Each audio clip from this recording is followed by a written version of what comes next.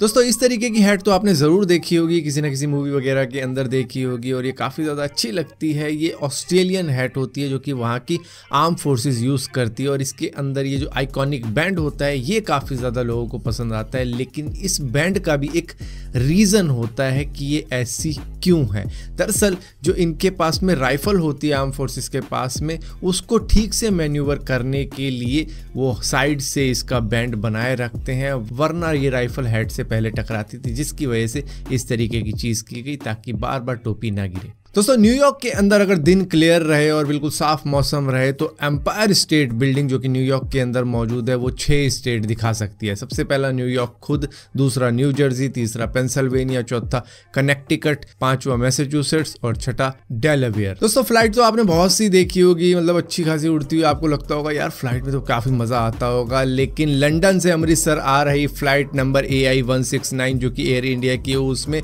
इतनी बरसात सी हो रही थी, अंदर की पैसेंजर भी दुखी हो गए थे कि ये बारिश क्यों हो रही है, क्या मतलब शावर ख़राब हो गया है, क्या हो गया, और लीकेज किस वजह से हुई किसी को मालूम नहीं। दोस्तों पॉप फ्रांसिस की आपने कई सारी न्यूज़ सुनी होगी, जिसके अंदर एक बिकनी मॉडल को भी इन्होंने लाइक कर दिया था अपने इंस्टाग्राम अकाउंट से। शायद इनको मालूम भी नहीं चला हो कि भैया ये पता लग जाता है लोगों को अगर इस तरीके की चीज़ें की जाती है। जिसके बाद में ये कह दिया गया था कि ये हैक हो गया था इनका ये जो इंस्टाग्राम अकाउंट है, जिससे कि उसने फिर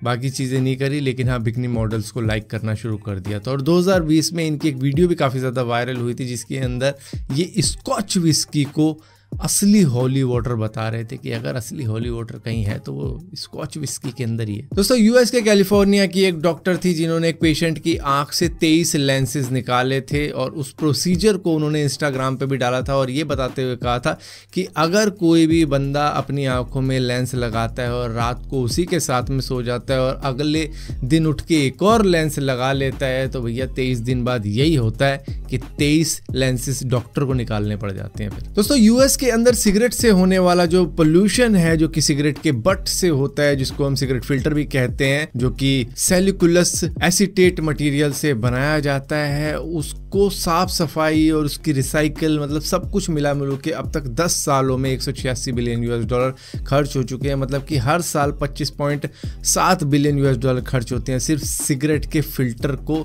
रिसाइकल करने में, साफ सफाई के अंदर, मतलब सारा कुछ मिला मिलू के इन द एंड जो मिलता है वो है $25.7 बिलियन हर साल का खर्चा। ऊपर से एक चीज जो मैं भूल गया वो है लंग कैंसर। दोस्तों हर एक इंसान को अपने बुरा वक्त याद रखना चाहिए, क्योंकि कई बार क्या होता है कि कोई बुरा वक्त आ सकता है तो एटलीस्ट उस बंदे को ये तो याद रहता है यार उससे पहले भी मैंने एक बुरा वक्त देखा था, तो मतलब ये भी निकल ही जाएगा। अब यही सेम थिंकिंग थी स्टीवन मैक्यून की, जो कि अमेरिका के बहुत पॉपुलर एक्टर रह चुके हैं अपने टाइम के, जो कि जब भी किसी फिल्म की शूटिंग करते थे तो कहते थे कि भैया जो भी कपड़े लत्ते होंगे वो मैं लेके जाऊँगा अपने घर पर। तो जो पैंट होती थी, जीन्स होती थी, टी शर्ट होती थी, शर्ट होती थी, शूज़ होते थे, या फिर जो भी रेजर वगैरह जो भी मिल जाता था ये अपने घर ले आते थे। और इसके बाद में लोग भी कहते थे यार कैसा आदमी, मतलब छोटी मोटी चीज़ें भी लेके चला जाता है, इतना पैसा है। लेकिन फिर बाद में मालूम चलता है कि भैया ये वो जो कपड़े होते थे ये रिपब्लिक रिफॉर्मेटरी स्कूल के अंदर डोनेट कर देते थे और उसके आगे फिर सेल कर देते होंगे वो, तो उससे उनको पैसा मिल जाता था और उस पैसे से वो अपना स्कूल चलाते थे। तो मतलब ये उस स्कूल के अंदर पढ़े हुए थे तो इनको मालूम था कि भैया स्कूल की कंडीशन वैसी नहीं है, तो मुझे